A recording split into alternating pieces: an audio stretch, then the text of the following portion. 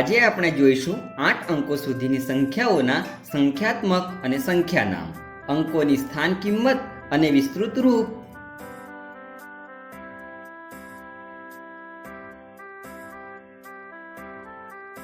7 અને 8 અંકોની મોટી સંખ્યાઓ આપણને ઘણી જગ્યાએ ઉપયોગી થાય છે, જેવી રીતે કોઈ શહેરની વસ્તી ગણતરી કરવા માટે તથા કોઈ દેશનો કુલ જમીન વિસ્તાર દર્શાવવા માટે અથવા બેંકમાં લેવડ દેવડનો વ્યવહાર દર્શાવવા માટે વગેરે. આપણે 6 અંકો સુધીની સંખ્યાઓ શીખતા એક રસપ્રદ પેટર્ન બનાવી હતી. હવે આવો તેનાથી મોટી સંખ્યાઓને શીખવાની શરૂઆત આ જ પેટર્નને વધારીને કરીએ. જો આપણે 6 અંકોની સૌથી મોટી સંખ્યાની સાથે 1 ઉમેરીએ તો આપણને મળશે 7 અંકોની સૌથી નાની સંખ્યા 10 લાખ. અને આ જ રીતે પેટર્નને આગળ વધારીને 8 અંકોવાળી સૌથી નાની સંખ્યા 1 કરોડ પણ મેળવી શકાય છે. 6 અંકો સુધીની સંખ્યાઓને શીખતા આપણે કેટલાક સૂચકોનો ઉપયોગ કર્યો હતો.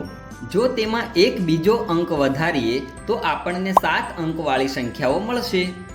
આ રીતે બીજો એક અંક વધારવાથી આપણને 8 અંકવાળી સંખ્યા મળશે. આ અંકો માટે હવે આપણને 10 લાખ એટલે કે 10 lakhs અને કરોડ એટલે કે કરોડ સૂચકની પણ જરૂર પડશે.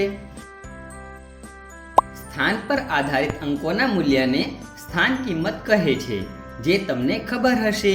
શું હવે તમે આ 3 અંકની સ્થાન કિંમત જાણી શકો છો? વિચાર કરો. કરોડના સ્થાન પર હોવાના કારણે 3ની સ્થાન કિંમત થશે 3 કરોડ, 2ની સ્થાન કિંમત થશે 20 લાખ. એ જ રીતે બાકીના અંકોની સ્થાન કિંમત આ રીતે લખી શકાય છે. આ સમજથી આપણે સંખ્યા નામ લખી શકીએ છીએ, જેમ કે 3,27,56,423.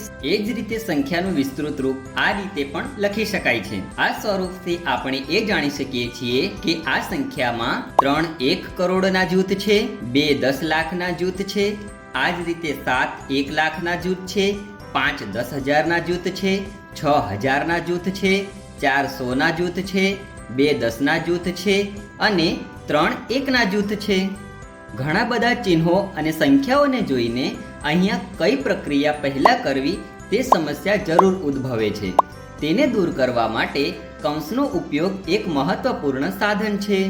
આ ગુણાકારની પ્રક્રિયા પહેલા કરવી એ સમજવા માટે આપણે ગુણાકારની પ્રક્રિયાને કૌંસમાં દર્શાવીશું. તો આવી જ રીતે આજે આપણે જોયું કે 8 અંકો સુધીની સંખ્યાઓના સંખ્યાત્મક અને સંખ્યા નામ, અંકોની સ્થાન કિંમત અને વિસ્તૃત રૂપ. આગળના વિડીયોમાં આપણે કેટલાક ઉદાહરણ દ્વારા આને વધારે સારી રીતે જાણીશું.